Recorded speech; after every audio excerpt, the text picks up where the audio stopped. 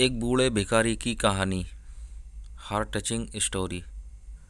हर दिन एक भिखारी दरवाजे के पास आकर भीख मांगता था और घर का मालिक हमेशा घर के बाहर आते ही उसे देखकर फिर जाया करता। कई बार उसके लिए गालियां भी बकता। वो कहता, तू जिंदा ही क्यों है? पूरी जिंदगी ऐसे ही भीख मांगेगा क्या? धरती का बोझ क्यों बना बैठा है? और कभी कभी उस भिखारी को गुस्से में वो धक्का भी मार दिया करता। इतना कुछ हो जाने के बावजूद अधिकारी के मुंह से सिर्फ यही निकलता कि भगवान भगवान तुम्हारे पापों को माफ़ करे। एक बार सेठ को धंधे में बड़ा नुकसान होने की खबर मिली। सेठ बहुत परेशान था कि तभी उसके दरवाजे पर वही भिखारी आया, गुस्से में अपना आपा खोते हुए। सेठ ने उस भिखारी को पत्थर दे मारा। पत्थर लगने के कारण भिखारी का सर फूट गया और उसके सर से खून बहने लगा।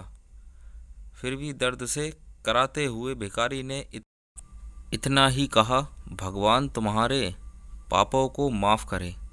भिखारी वहाँ से चला गया। सेठ सोच में पड़ गया। भिखारी को पत्थर मारा, फिर भी उसने सिर्फ प्रार्थना की। सेठ का गुस्सा शांत हुआ।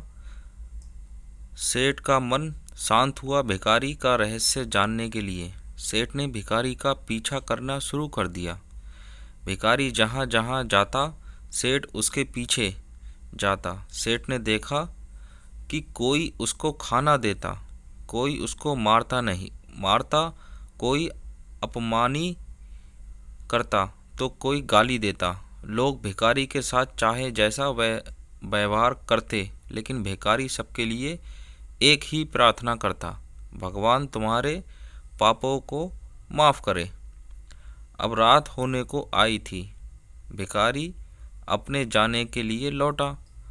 वो अपने घर पहुंच गया, लेकिन सेठ अब भी उसका पीछा कर ही रहा था। एक पुरानी टूटी हुई खटिया पर एक बूढ़ी औरत लेटी हुई थी, काफ़ी कमज़ोर और बीमार लग रही थी। वो भिखारी की पत्नी थी। अपने पति को वापस आता देख वो खाट से उठ खड़ी हुई। पत्नी ने अपने पति के भीख वाले कटोरे में देखा, उसमें सिर्फ आधी बासी रोटी थी। उसे देखकर वो बोली, आज बस इतना ही मिला, और हाँ, आपके सिर से खून निकल रहा है। ये चोट कैसे लगी? बूढ़ा भिखारी बोला, आज बस इतना ही मिला, किसी ने कुछ दिया ही नहीं, सबने गालियाँ दी और एक नए पत्थर भी फेंकना, इसलिए मेरा सर फट गया। एक गहरी ठंडी सांस लेकर बूढ़ा भिखारी फिर से बोला, ये मेरे ही पापों का फल है। तुम्हें याद है कुछ सालों पहले हम कितने अमीर थे? क्या कुछ नहीं था हमारे पास? हमारे पास हर चीज़ ज़रूरत से ज़्यादा थी, लेकिन हमने कभी दान नहीं किया। और उससे भी बुरा हमने उस अंधे भिखारी के साथ किया जो हमारे द्वार पर भीख मांगने आया करता था। बूढ़ी पत्नी की आंखों में आंसू आ गए। वो बोली, हाँ, हम उस बेचारे अंधे के साथ बहुत बुरा करते थे, उसका अपमान करते थे, उसे खाने के लिए रोटी की जगह कागज़ दिया करते थे, उसका मजाक उड़ाया करते और कभी कभी मारा भी करते।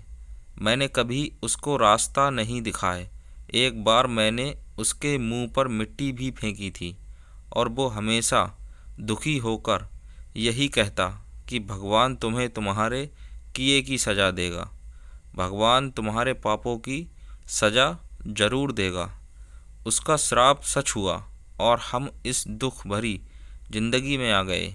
भिखारी बोला, हाँ, उसका श्राप सच हुआ, इसलिए मैं किसी को बद्दुआ नहीं देता, चाहे कोई मेरे साथ कैसा भी बर्ताव करे। मैं हमेशा उसके लिए प्रार्थना करता हूँ। मैं नहीं चाहता कि कोई भी हमारे जैसी ज़िंदगी का अनुभव करे, किसी को भी हमारे जैसे दुखों का सामना करना पड़े। वो नहीं जानते कि वो कितना बड़ा पाप कर रहे हैं, इसलिए अनजाने में हुए पाप की ऐसी सज़ा किसी को भी मिले मैं नहीं चाहता। सेठ वहीं पर छुपकर ये सारी बातें सुन रहा था।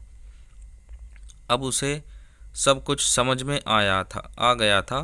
भिखारी और उसकी पत्नी ने वो आधी रोटी मिल बाँट कर खाए और भगवान को धन्यवाद बोलकर सो गए। अगले दिन बड़ा भिखारी फिर से भीख मांगने गया। सेठ के घर के पास जाते हुए सेठ ने पहले से गरम रोटी या उसके लिए निकाल कर रखी थी।